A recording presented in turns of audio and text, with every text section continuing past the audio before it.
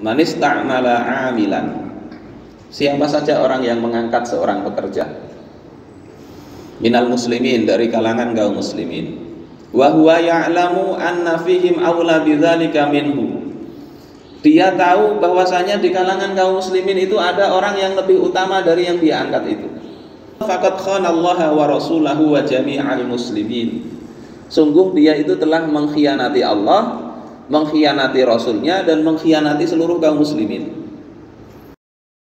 Bismillahirrahmanirrahim. Dalam surah Al-Anfal ayat 27, Allah Subhanahu wa taala berfirman, A'udzu billahi minasyaitonir rajim. Ya ayyuhalladzina amanu la takhunullaha war rasul wa takhunu amanatikum wa antum ta'lamun. Wahai orang-orang yang beriman, janganlah kalian itu mengkhianati Allah dan Rasulnya, dan janganlah kalian mengkhianati amanah-amanah yang dipercayakan kepada kalian, wa antum ta'lamun, sementara kalian mengetahuinya. Apa amanah itu? Kata Imam Ibnu Katsir mengutip sahabat Ibnu Abbas radhiyallahu anhuma, al-amanah al-a'malul lati i'tamanallahu 'alaihal ibad. Amanah itu adalah perbuatan-perbuatan yang telah Allah percayakan perbuatan itu kepada hamba. Kalau bahasanya Imam Al-Qurtubi, amanah itu mencakup seluruh tugas-tugas keagamaan. Itu amanah. Dan ini adalah pandangan para jumhur mufassirin. Di dalam Lisanul Arab, amanah itu adalah diddul khiyanah, kebalikan dari khianat. Jadi kalau tidak amanah itu namanya khianat. Wal amanah tutlaqu ala kulli ma uhida bihi ilal insan minat takalif asy-syar'iyyah wa ghairiha. Jadi amanah itu semua hal yang dipercayakan kepada manusia berupa pembebanan hukum-hukum syariat dan yang lain itu. Ya, seperti misalnya pian dititipi orang barang, ya, itu masuk dalam hal wadiah, maka itu amanah. Pian diangkat jadi pekerja, digaji sekian, itu juga amanah, amanah pekerjaan.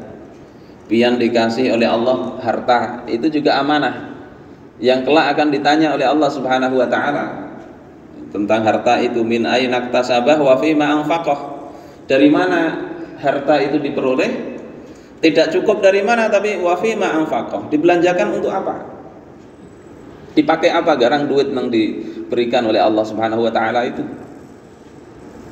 Pertanyaannya nanti begitu. Maka bicara amanah harta saja banyak nanti pembahasannya itu. Kewajiban-kewajiban harta kita. Ada nanti kewajiban zakat, ada kewajiban menafkahi keluarga. Ya, kalau kita nanti meninggal ada hukum-hukum terkait waris. Kalau kita mau membisniskan, memutar harta, ada hukum-hukum terkait syirkah dan seterusnya. Bapak saudara-saudaraku sekalian rahimakumullah, itu terkait dengan amanah. Kemudian makna la takhunullaha war rasul, jangan mengkhianati Allah dan Rasul. Apa maksudnya mengkhianati Allah dan Rasul? Maka Ibnu Abbas mengatakan, bitarki sunnatihi wartikabi maksiyatihi, yakni meninggalkan sunnahnya Rasulullah Sallallahu Alaihi Wasallam, itu mengkhianati amanah. Melakukan kemaksiatan kepada Allah itu mengkhianati Allah. Dan amanah ini sangat-sangat penting di akhirat. Nanti orang bisa terhalang dari masuk surga itu gara-gara tidak menunaikan amanah. Dalam sebuah hadis dikatakan, al-qatlu fi sabilillah yukaffirul dzunuba kullaha.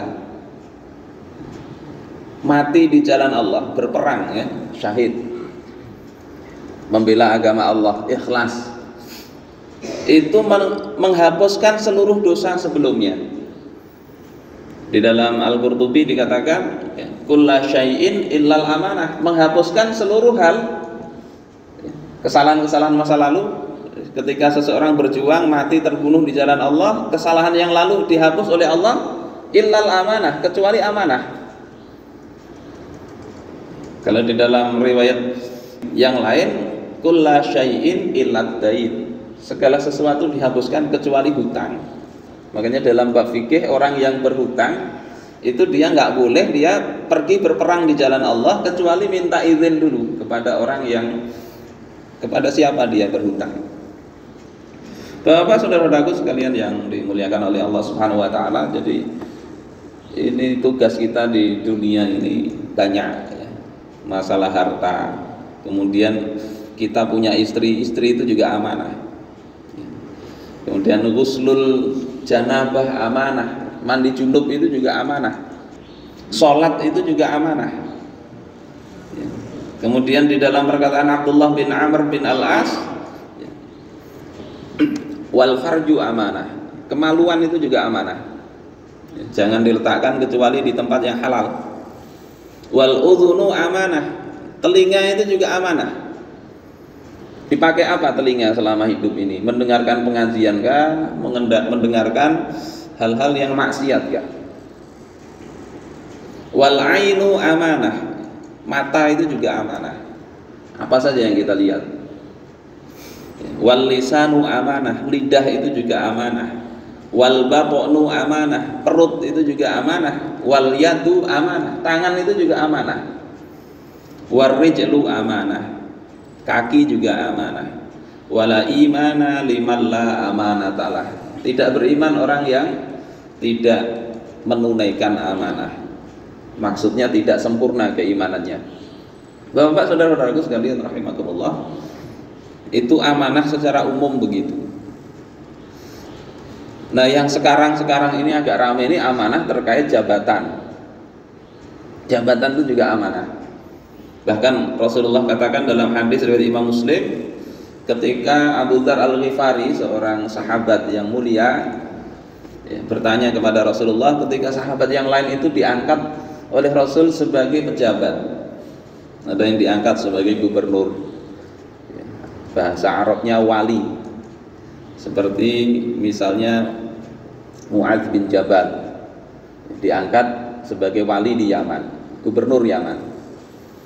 Ali bin Abi Thalib, kemudian ada Bazan bin Syasan. Itu pejabat-pejabat yang diangkat oleh Rasulullah Sallallahu Alaihi Wasallam. Kemudian Abu Dzar ini bertanya, ya Rasulullah, tidakkah aku juga engkau angkat? Ini bukan karena Abu Dzar itu hendak benar jadi pejabat, kada. Tapi beliau itu merasa kalau yang lain dikasih gawian, masa saya nganggur. Jadi berpikirnya begitu, bukan berpikir ingin dapat jabatan, tidak. Beliau ini terkenal sahabat yang sangat zuhud. Bahkan di antara sahabat yang lain itu beliau berpandangan harta itu nggak boleh disimpan kecuali untuk keperluan. Selain itu wajib dinafkahkan, diinfakkan. Itu Abu Dzar. Apa kata Rasulullah Sallallahu Alaihi Wasallam? Melihat sahabat ini, beliau tepuk pundaknya. Ya Abu Dzar, innaka dha'if. Wahai Abu Dzar, engkau ini lemah. Lemah apanya? Bukan lemah iman, bukan lemah ketakwaannya.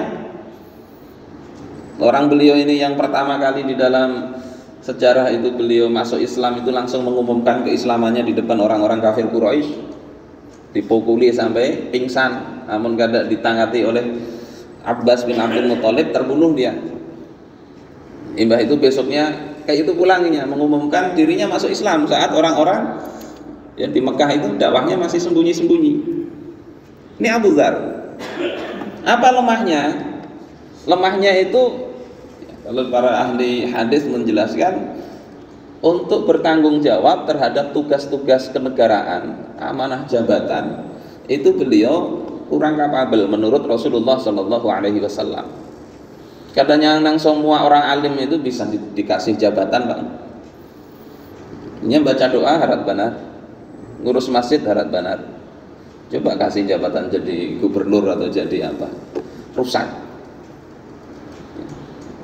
Orang baik benar, jujur, tapi pian culungi HP rusak, bisa tambah rusak. karena tidak paham tentang hal itu.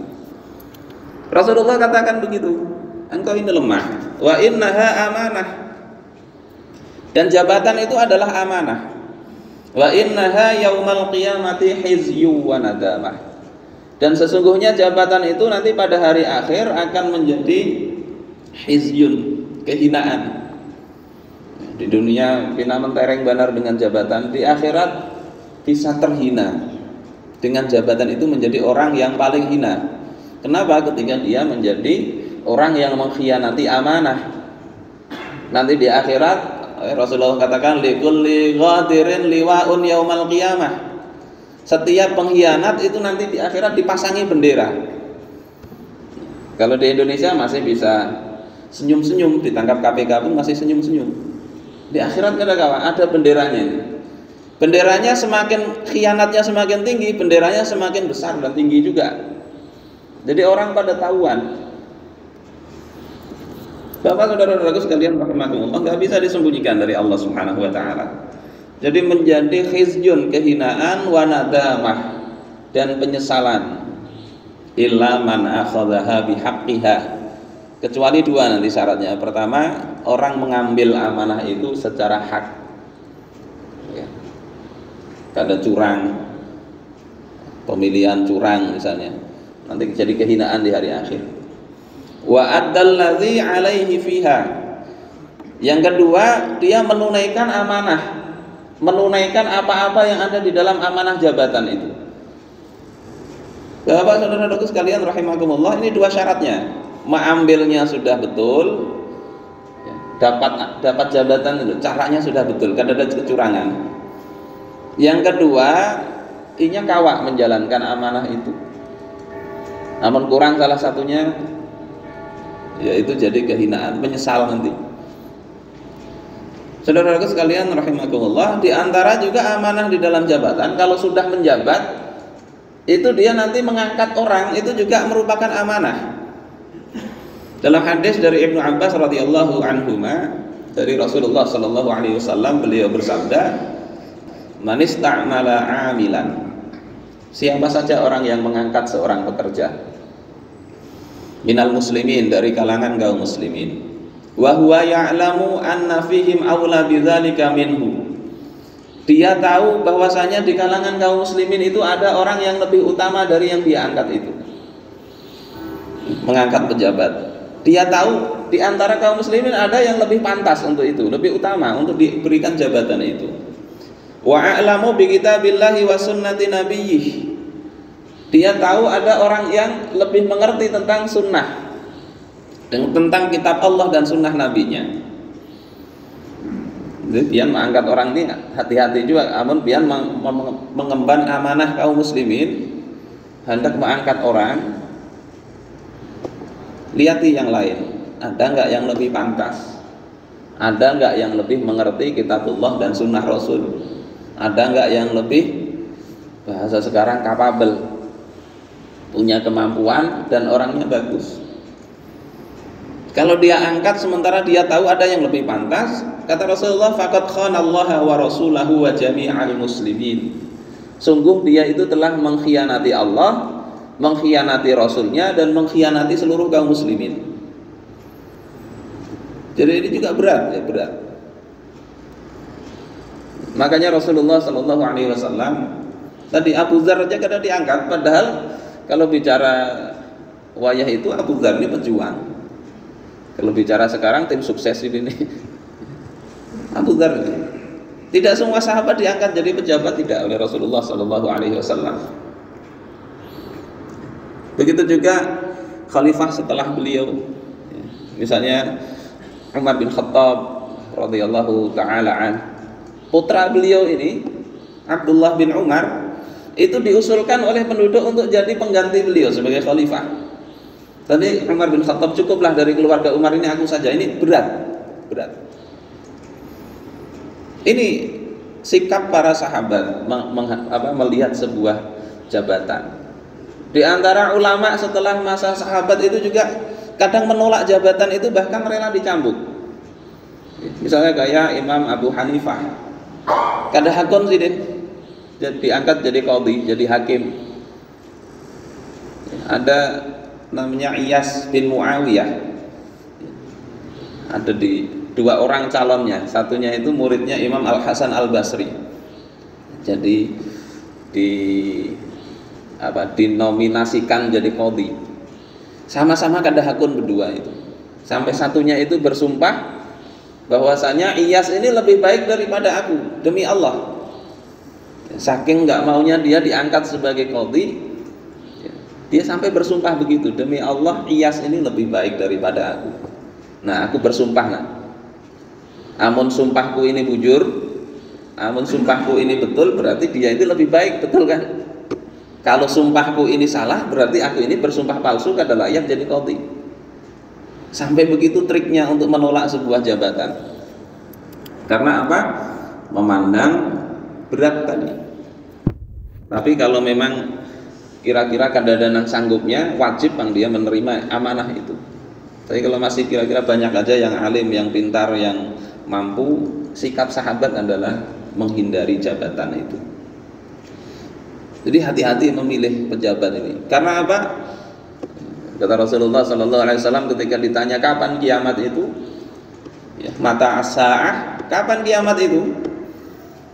Ya, Rasulullah mengatakan, idza dhuyyi'atil amanah fantazir as-sa'ah. Kalau amanah itu sudah disia-siakan, maka tunggulah kiamatnya. Hancur. Urusan kecil saja kalau sudah nggak amanah itu rusak. Suami nggak bisa mengurus istrinya, rusak keluarga itu.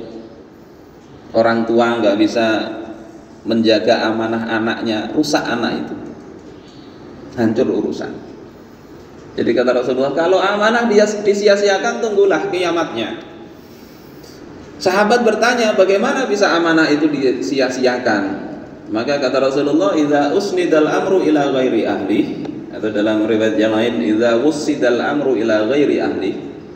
Kalau suatu perkara itu disandarkan kepada yang bukan ahlinya, fantazir as-sa'ah, maka tunggulah ya, kiamatnya, tunggu kehancurannya itu, tunggu saja, lihati. Ini problem sebetulnya, problem kita. Pian punya anak gadis, sampean serahkan kepada laki-laki untuk jadi suaminya yang nggak ngerti hukum agama, rusak itu.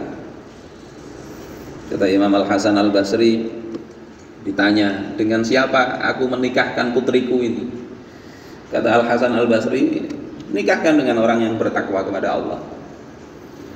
Kalau orang tersebut mencintai putrimu, dia akan memuliakannya, akan berlaku dengan sangat baik karena kecintaannya dan ketaatan kepada Allah. Dan kalau orang tersebut sudah tidak mencintai putrimu, dia tidak akan menzalimi putri engkau. Itu urusan anak ya, menikahkan anak, memilihkan sekolah anak. Apalagi urusan yang besar, urusan negara misalnya. Ketika diserahkan suatu urusan, kata Rasulullah tadi, ada yang lebih pas. Pertama itu khianat.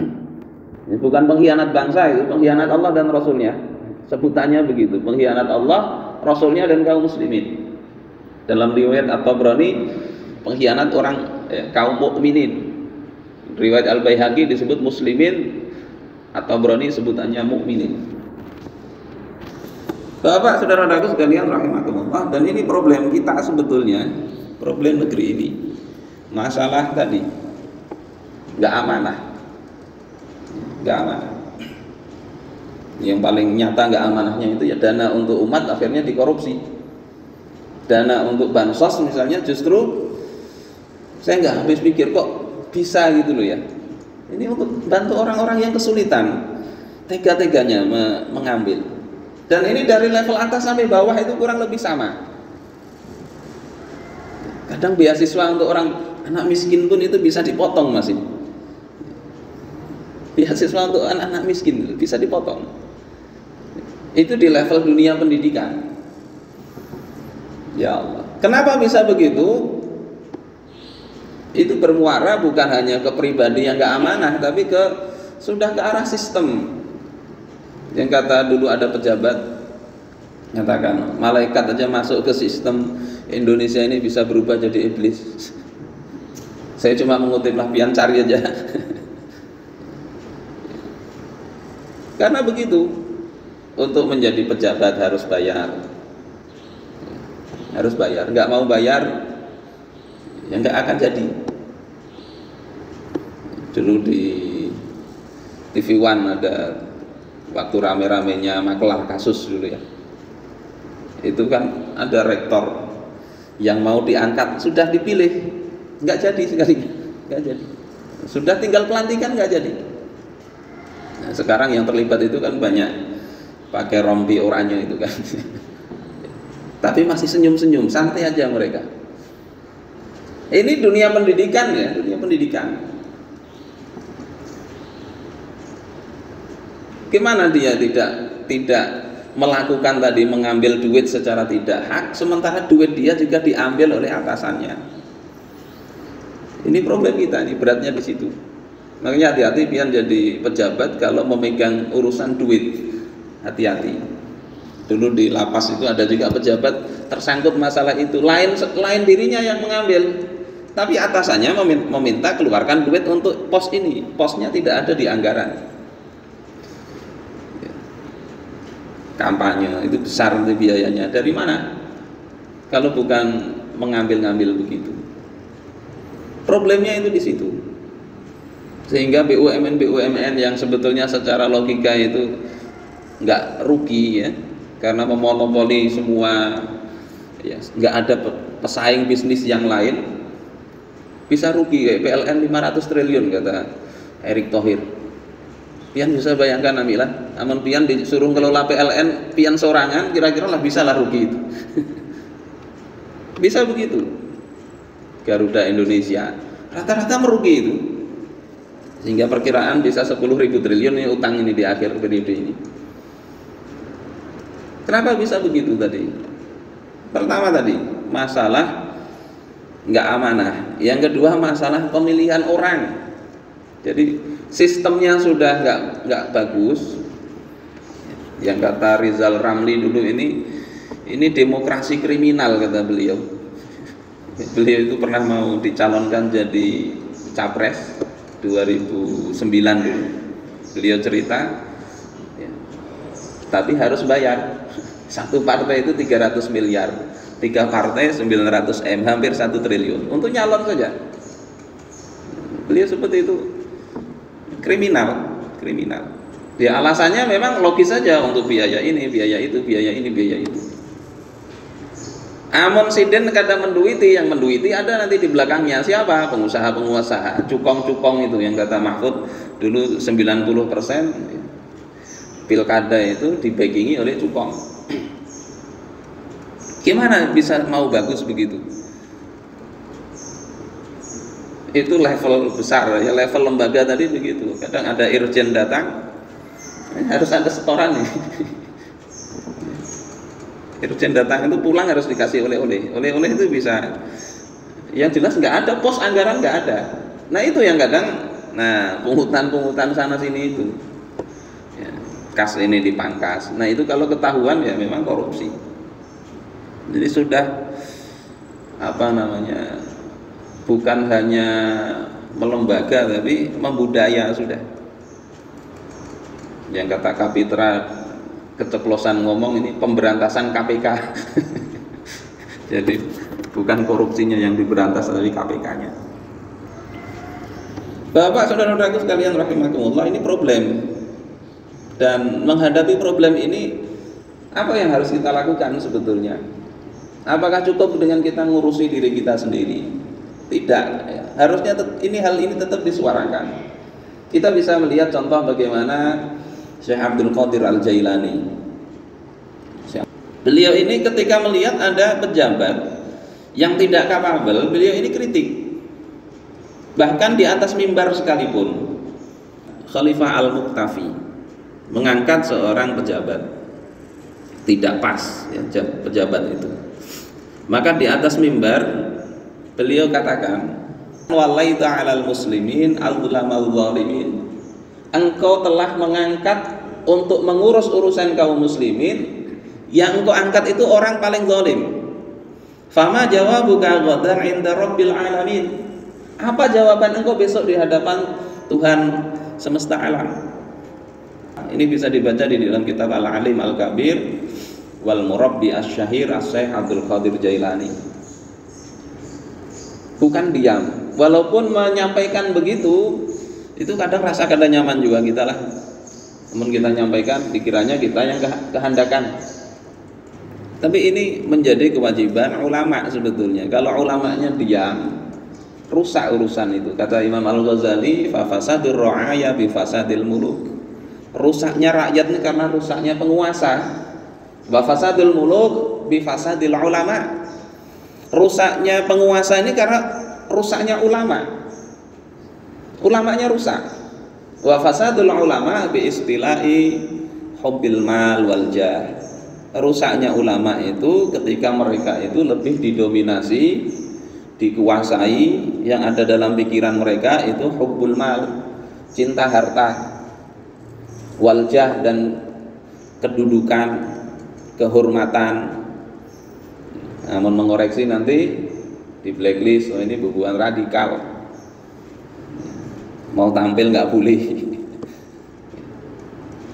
Akhirnya takut. Nah, orang yang sudah takut begitu karena kecintaan dunia dan kehormatan, itu mengoreksi orang-orang rakyat jelanta aja nggak akan sanggup, apalagi mengoreksi penguasa. Dan ini menjadi sebab rusaknya masyarakat. Syekh Abdul Qadir Al-Jailani hanya dicontoh mungkin dalam urusan karomahnya, amar ma'ruf nahi mungkarnya beliau tadi kayak mengoreksi Al-Muktafi itu nggak dicontoh. Beliau di atas mimbar kayak gitu. Dan akhirnya para penguasa ketika ulamanya berani, itu penguasanya yang kemudian menjadi tunduk kepada hukum-hukum Allah Subhanahu wa taala. Setelah itu Al-Muktafi segera mengganti pejabat yang dimaksud oleh Syekh Abdul Qadir Al-Jailani tersebut.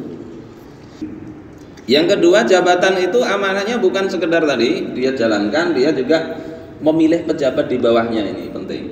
Yang ketiga, mengurus rakyatnya. Ini dalam ada tafsir namanya Al-Hawi fi Tafsiril Quran.